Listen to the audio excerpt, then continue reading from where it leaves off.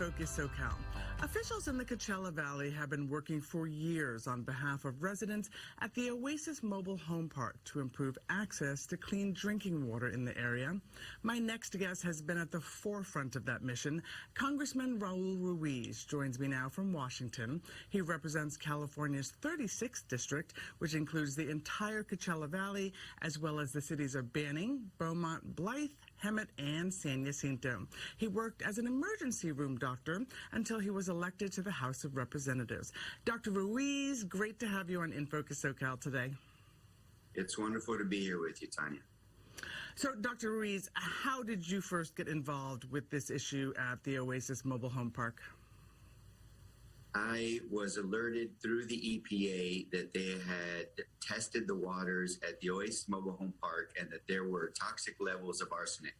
And as an emergency medicine physician and public health expert, I immediately sought to understand why and also to help remedy this problem.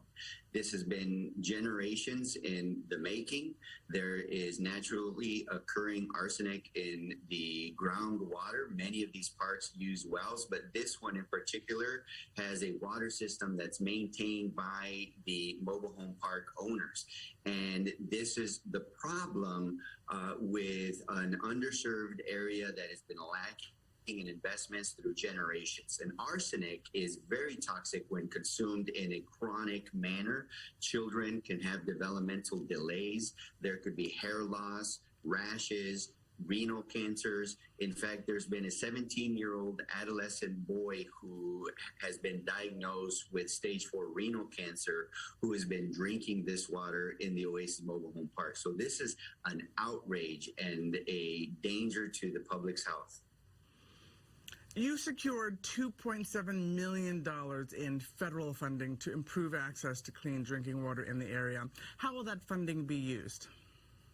Well, the first thing that we need to do in any public health emergency is to get rid of the toxic element. In other words, we need to make sure that families there have access to clean drinking water. Right now, the EPA is not authorized to get clean drinking water to the residents. So the local agencies with Coachella Valley Water District and the counties and others have been working together to bring in water.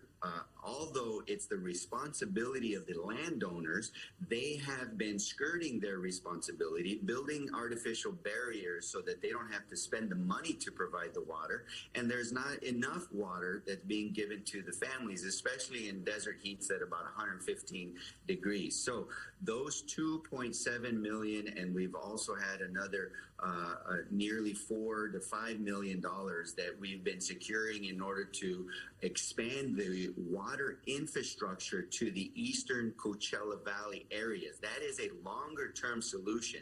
I've introduced a bill called the Emergency Oasis Act that would authorize the EPA in these circumstances when you have unscrupulous landowners who are not providing the necessary water to their residents, for the EPA to be able to purchase the water and then provide that water and then charge those landowners for the water that the EPA can provide so that this doesn't happen in the future. Another issue that you're helping to address is the air quality in the eastern Coachella Valley near the Salton Sea. And I have been there, so I know what this is about for sure. There are existing health concerns caused by the receding sea. You're also pushing for clean energy opportunities there. Can you explain what's happening right now? So right now, the Salton Sea, which is the largest body of water in all of California, is receding. And the shore has very fine sand that's so small that it can traverse the lungs and go straight into the blood. And that also has selenium, chromium, arsenic, and some pesticides because oftentimes it receives water from agricultural runoff. So when that particular matter is in the air, it causes pollution, and it also causes health problems. In that area, in the Imperial Valley and Eastern Coachella Valley, we have one of the highest rates of pediatric asthma hospitalization in the whole country. So in the whole So what we're doing is we're identifying the opportunities through geothermal energy and the lithium production as a side product of the brine in the development of geothermal energy to really foster the economic development in the area that will bring in investments. The state has already invested over $800 million in the infrastructure. The federal government is investing in the conversion of the lithium from the solid state to battery-grade lithium, because we need to be able to produce our own batteries for our electric vehicles, for our manufacturing, for the clean climate energy that we need, not only for our quality of air, but also for our national security, since we rely on China for our batteries at this moment. So there's a lot of interest in utilizing this lithium, producing the batteries right here locally in the Imperial Valley, and also to make sure that we develop our workforce, infrastructure, education, and healthcare, since it is one of the most underserved areas in the entire state of California. And the reason this is important for the rest of Southern California and the nation is because that pollution, that air quality can spread with, sometimes it stinks like sulfur, and it can go all the way to Los Angeles and San Diego, and it can cause the state nearly $90 billion in the future if this is not addressed in healthcare and economic losses and loss in the economy and investments in housing and other aspects of our economy.